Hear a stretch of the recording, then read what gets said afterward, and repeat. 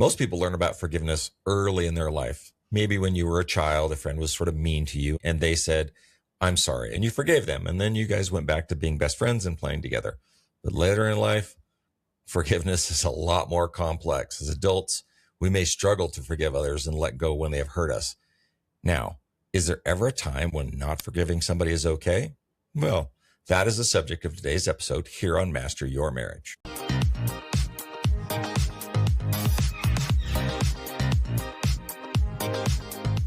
Welcome back to Master Your Marriage. I am Robert Snow. And I'm Sharla Snow. Thank you for joining us. Today, we are diving into a topic that touches every marriage and almost every relationship. And that is the subject of forgiveness. That's such a big topic, and we'd actually recorded an episode on this topic earlier in our podcast journey. But as we've grown in our marriage and through the hundreds of couples that we've coached, we wanted to revisit this topic today with a little more depth and hopefully a little bit more clarity. One of the things we've noticed is that forgiveness is something that is extremely misunderstood. Oh, yeah. And because of that, people have very strong opinions on it. And I think a lot of that stems from this disagreement that people have between different definitions of forgiveness, different misconceptions that they have, and even our internal personal beliefs that we each carry about forgiveness. Some people see forgiveness as sweeping things under the rug. Other people worry that if they were to forgive, that they would be taken advantage of again in the future. Some people feel entitled to their rage, to their anger, and they even feel righteous in staying pissed off at the other person. But a select few people see it as a deeply healing method of actually finding peace. It's such a strange topic, this forgiveness, even in most religious cultures, and we'll just take a Christian culture bent, there's the eye for an eye that a lot of people, subscribe to. And then there's the turn the other cheek, and people don't really know what to do. And they sort of feel justified, at least biblically, doing both. Yeah. That's true. And how to do it. Yeah. We don't really know. And turn the other cheek is a great metaphor and a great piece of advice, but how do we really do that? Yeah. That's why today we're going to unpack this, hopefully thoughtfully, so you can decide for yourself and apply it in your own relationships. We're going to talk about what forgiveness is, what it is not, when it's wise to maybe go slowly, and the real psychological and physical benefits backed by research that you probably want to consider when contemplating this thing called forgiveness. Then lastly, we're going to give you some practical tools and takeaways so that you can actually do the work of forgiveness in your own relationship. So a big question I hear is, when is it okay to not forgive someone? When you're 3, I think always. But well, if you're not 3, I'm sure you've asked that question. I've asked that question. Yeah. Do I really need to forgive this person? But by the end of this episode, we think that you'll be able to answer that question with a lot of clarity. But first, let's start. I think we need to begin by even defining what forgiveness is. So in psychology, forgiveness is generally defined as a conscious decision to let go of negative emotions like anger, resentment, bitterness, or the desire that we might have for revenge, like Robert said, eye for an eye, towards this person who has hurt you. In other words, it is the action, the conscious decision, and the action you take internally to change your stance toward a person who has wronged you. And really, we primarily do this for our own well-being and for our own individual peace. Philosopher Joanna North describes it as a process of both recognizing the wrongdoing while also making an active effort to release the emotional hold these wrongdoing actions have on you. This is very intentional work, and it's not something that just happens automatically or willy-nilly, even with the passage of time. Exactly.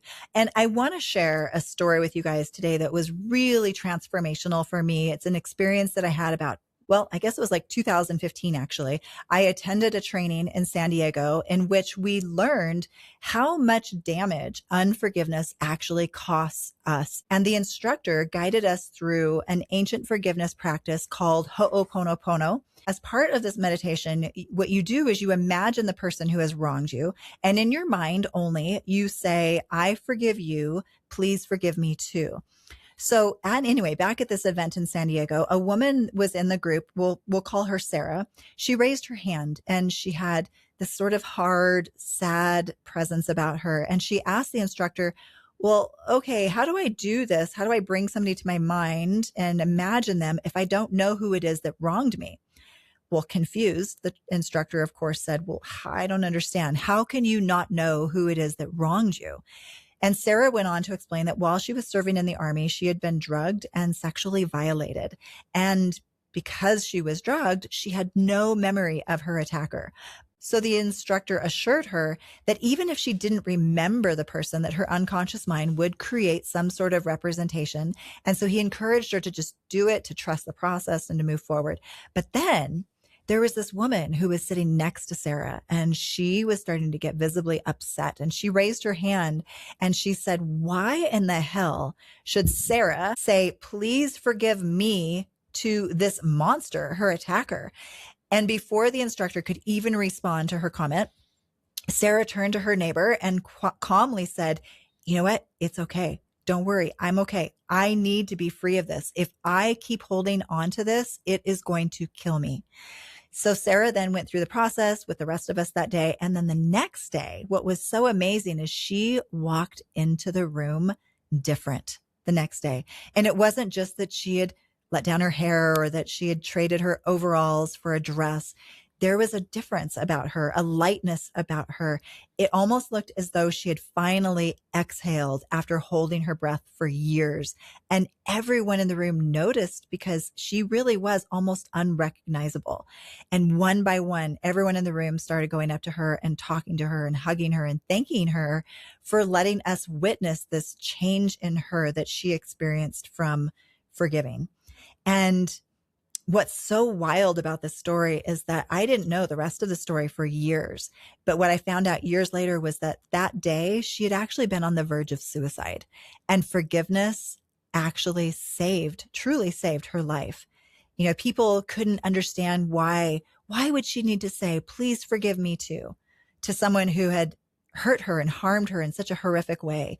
But later she explained that she had become so bitter and angry after the assault. And in that time, she had pushed many people away and had hurt others in ways that she wasn't proud of. And she realized that she also needed to be forgiven, not for what had happened to her, but for the way that she had responded. Yeah, that was a crazy story. I remember you telling me just in between days how that had transpired. This is probably where we should talk about what forgiveness is not. I think so. This is where so much confusion about forgiveness comes from. As Sharla said earlier, people have strong beliefs and misconceptions about what forgiveness is. Many people carry deep stories in their heads about why they can or cannot or shouldn't forgive. So let's be really clear about what forgiveness is not. First, forgiveness does not mean that you forget what happened. The memory can stay, and sometimes that's actually a wise course of action. Second, it does not mean that you think or you're excusing the behavior in any way. Mm-hmm. You don't think the behavior was okay or you're excusing it. And third, it doesn't mean letting the other person off the hook or even pretending that this never happened. Accountability still exists, even if you decide to forgive. And crucially, fourth, forgiveness does not require reconciliation. You don't need to make up with the person who has wronged you in this case. And I think this is where people get tripped up the most. I think people think that forgiveness and reconciliation are the same thing, when in actuality, they're two very different things. Absolutely. You can forgive, which means you can do the internal work completely on your own to forgive a person without ever rebuilding that relationship. In fact, you can even forgive the other person without even letting them know or telling them that you've forgiven them. Yeah, I think that's perfect. Reconciliation is something totally different from forgiveness. Reconciliation is a mutual process where two people work together to repair the rupture that has occurred in the relationship because of the action. And to do that, there needs to be safety, accountability, and a commitment to change. Forgiveness, on the other hand, is a unilateral decision that you make for your peace. And yeah, these misconceptions, we hear them all the time in coaching. So I want to share another story of a client who really struggled with forgiveness, and she had been deeply wronged by someone. And even though I reassured her over and over that forgiveness does not excuse the offender's behavior at all, she just kept saying, I can't do it. I can't forgive him. If I forgive him, it will tip the scales of justice in his favor. That's my favorite quote. It will tip the scales of justice. So somehow, like, she really held on to this false belief that holding on to her resentment was somehow punishing him or keeping him in an inferior position. But the reality is that unforgiveness wasn't affecting him at all. Just like with Sarah, it was hurting her immensely. And, the thing is that none of us can control what another person chooses to do with their life or how they punish themselves for what they have done or how much they have taken accountability for what they have done. We can't control that. So in the end, she was only punishing herself while he was on with his own life. And this is just one of many stories like this that we can tell ourselves that keeps us completely stuck in unforgiveness unnecessarily. Exactly. And I think it's important to realize that we can still forgive while holding strong boundaries about reconciliation or whether we're ever going to let that other person have a future role in our life. When we truly live at cause, our peace doesn't depend on the other person's actions or even an apology. It simply relies on a decision that we make internally to change our stance towards that person by letting go of our pain. What's that quote? Holding a grudge is like drinking poison and hoping that the other person dies. Mm-hmm. I love that. It's so true, though. Just like in that story I just shared with my client, it was like she really was drinking poison because it was harming her so much. And she was hoping that her resentment was going to hurt him, and it never was going to do that. Never does. So, okay, well, let's get back to the primary question we asked at the beginning. Is it ever okay not to forgive? Yeah. Well, I guess it really depends on your definition of forgiveness and what you really want. It's up to you. If in your mind, forgive means pretending it didn't happen, or immediately, like, you're immediately fully trusting this person, that you give them full access to your life, or if for you the definition requires you to ignore your safety, then yeah, there are some times when it's not okay to forgive, because what that could do is just do more harm to you and to others. But that's not how Robert and I define forgiveness. If you define forgiveness as we shared today, which is the internal work that you do of releasing resentment and the rumination, then it's almost always the right choice, because it's truly a way for you to find peace in your own life. That's living at cause, not at the effect of others. So that said, there are times where it is wise, and there are reasons why maybe going slow on reconciliation, or maybe even not at all, is prudent. And so we want to acknowledge some of these reasons where reconciliation may not be a good idea. So if the hurt that you're feeling is still very fresh, very raw, and you're experiencing trauma responses as a result of someone else's behavior, well, definitely you might want to put off reconciliation, or you may need to even go slower with the forgiveness process. Maybe if you need time and space to heal before deciding what this relationship can look like, that can also be reasonable. And if re-engaging with that person might put you at risk or put your kids at risk, then definitely that's not going to be a good idea. And you want to prioritize safety. And sometimes, reconciliation just may not be possible at all for those reasons. Yeah, absolutely. But also know that you can still do the internal forgiveness work on your side, totally privately, without the person who's offended you even knowing. Forgiveness frees you both emotionally and physically, whereas boundaries and safety decisions can actually protect you. That is an important distinction. One frees you, the other protects you. All right. I want to share one more quick story of a client that I worked with. For privacy, I won't mention her name, but she was in her 30s. She'd been dealing with a lot of mysterious health issues like unexplained dizziness, neck, shoulder pain, and a lot of other symptoms that the doctors couldn't really figure out. They weren't able to resolve. And as we were guiding her through releasing anger, we hit some major resistance. And she told me, every time I think about my husband, I get more angry, more tense, and the pain in my neck and my head and my shoulders actually gets worse. And I don't think that I can let go of this anger because I actually don't really want to forgive him. And the more she resisted, the more her physical pain that day in her body actually intensified.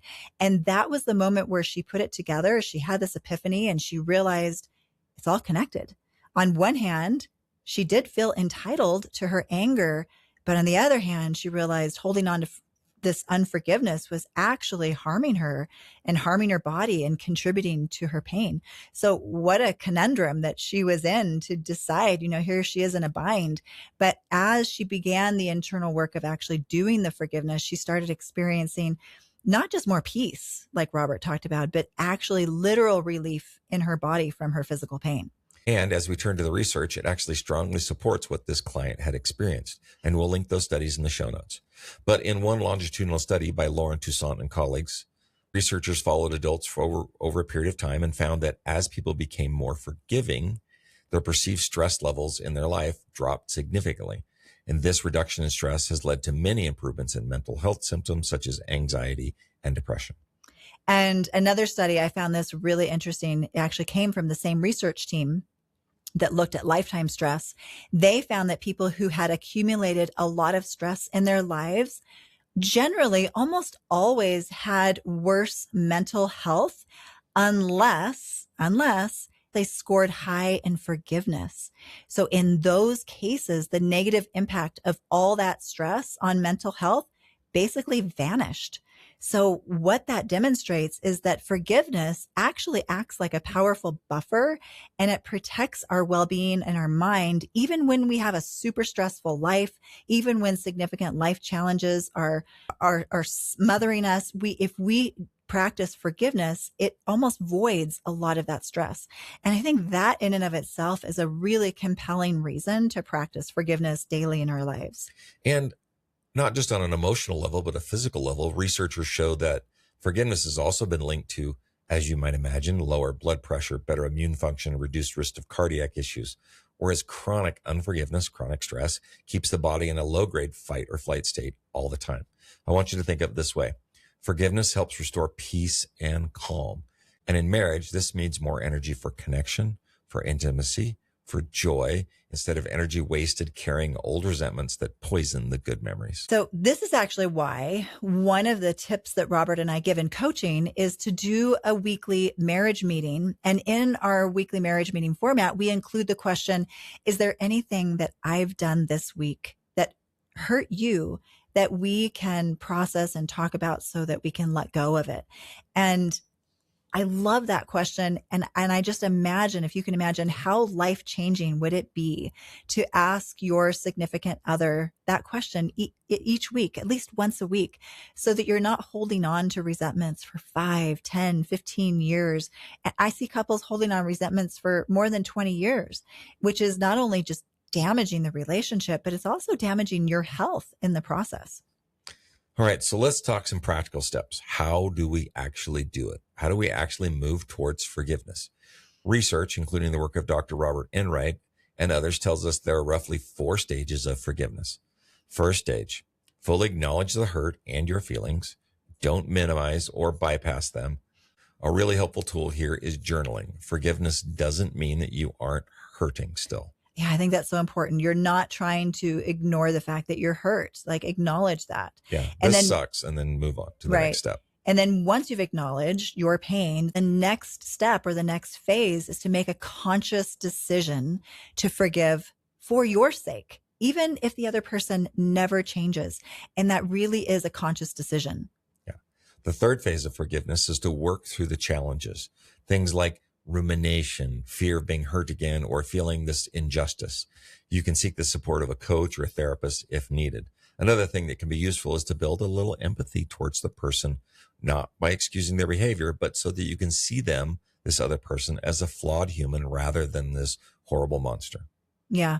I know for me, that's been something that's really helped me a lot with certain relationships in my life, that when I can say, this person, and sometimes it's not true, but for me, if I can say, like, this person is flawed, they were doing the best they could in the moment with what they had. And, I see them as flawed as I see myself. Yeah.